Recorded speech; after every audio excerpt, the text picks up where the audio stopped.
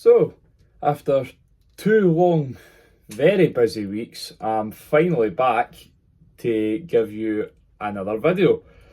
So, before I start this video, I just want to say thank you for your patience. Like I say, it's been very, very long. I've tried to get even just 30 minutes into my day over the past 2 weeks to get a YouTube video created, and to be perfectly honest with you, I have not been able to get that because I've been getting distracted with calls, getting distracted with other bits of work. So I finally got a good 2 hours to finally make a video. So let's get started. So to start off, how do we actually get a high yield savings account? Now, one of the many things that you can do is just a Google search. Things like Chase Bank, Bank of Scotland, Monzo, Revolut, the Co-op Bank, and etc., etc., they offer high yield savings accounts. Now, the only difference between a high yield savings account and a normal savings account is that you get a high interest on money that you leave in that account. Now, a lot of banks will require you to put in a monthly minimum deposit. That can usually be about £25 a month. But there's ones like Trading 212 that don't require any deposit at all, and all you really need, if you should you choose to, is £1 to deposit into that high yield savings account. Now, you have to be careful with what one you pick, because at the minute, as of present, filming this video, the interest rate for my account at the moment is at 4.9%. But on March the 1st, it's going to go down to 4.5% due to the Great British Pound losing value. Now, some high yield savings accounts, when I was first picking one, some of the banks offered me 5.5% and even as high as 7%. But the problem with that is that as I've done further digging, I found out that you have to renew it every 12 months to get the same interest rate. Because if you left it, then they moved you to a standard savings account.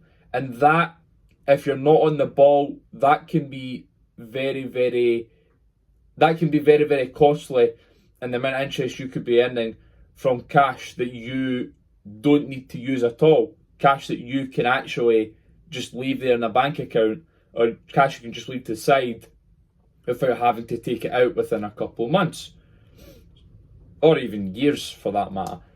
So it depends on what interest rate suits you and what company you go for. Now, I'll pop a few up now. These are some of the places that I've looked at when I was first looking for a high yield savings account, the interest rates that they offered me.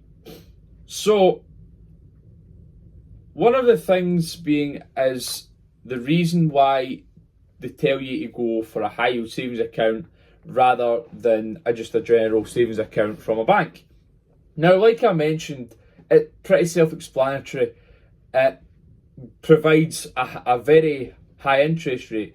Now, at the start, that might not seem much, but you think about it and you add compound interest onto that over the course of a couple months, or even yet a couple years, and that could be bringing you in quite a nice extra chunk of money per month. Now, if you keep up with the news and things like that, at the current minute, I'm able to go through who I go through. I go through a cash ISA. That cash ISA allows me to deposit up to a maximum of £20,000 per tax year.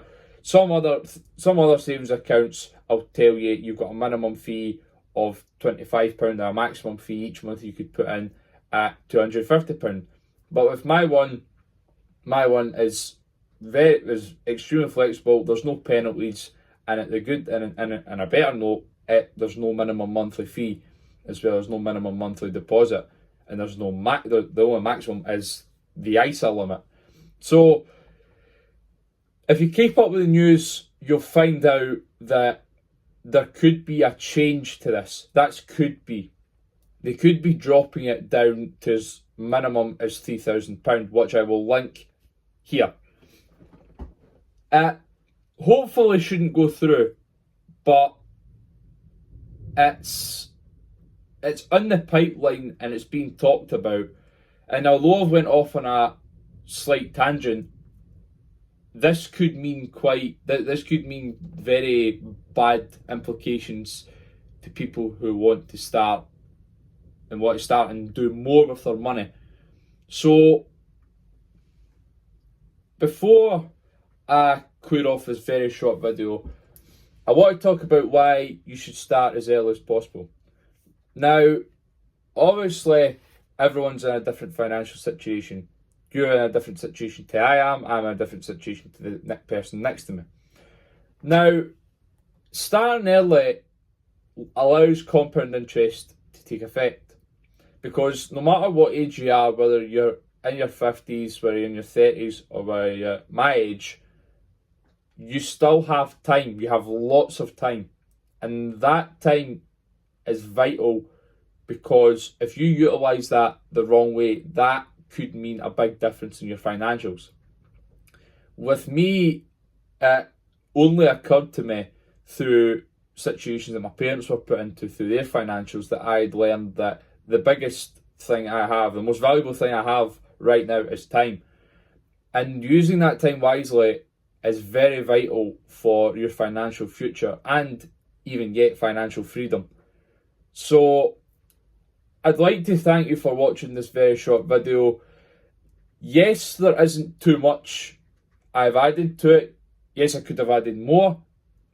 But at the same time, I would like to thank you for watching this video. Now, obviously, there isn't too much we can do about it if it does go through.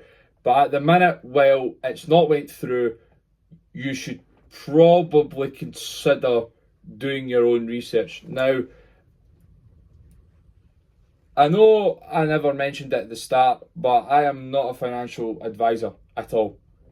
It's very vital, as I just said there, that you do your own research with these things, because I've seen, and I've said it a million times, I've seen so many people take advice from people online and they do things that they think is, the thing they should be doing, and it's a totally wrong thing. And the problem is they didn't follow through and actually do their own research. I know I've suggested a few places to look, but you might find one that's actually better than what I've suggested. I only do these videos to try and push the word out that you can do more with your money, and you can live a better life than what we are living now. A lot of people I've seen, unfortunately, especially in times like this, they think that the situation they're in is a situation they're going to be in forever. And that's not the case. The case is that if you really want it, you're going to go and get it. I feel the thing applies, like, for example, when buying a piece of clothing. When you buy a piece of clothing that you really want, or when you see a piece of clothing that you really want, if you see a new jacket, for example, you're going to go buy it. So I feel the same rule applies when you want to do more with your money, when you want to improve yourself. If you really want it, you're going to go and get it. But please do your own research. I can't stress that enough. Don't just take my advice and then go pick one of the things that I picked. Actually look at it and weigh up the situation and weigh up what you're most comfortable with and what you feel is best for you.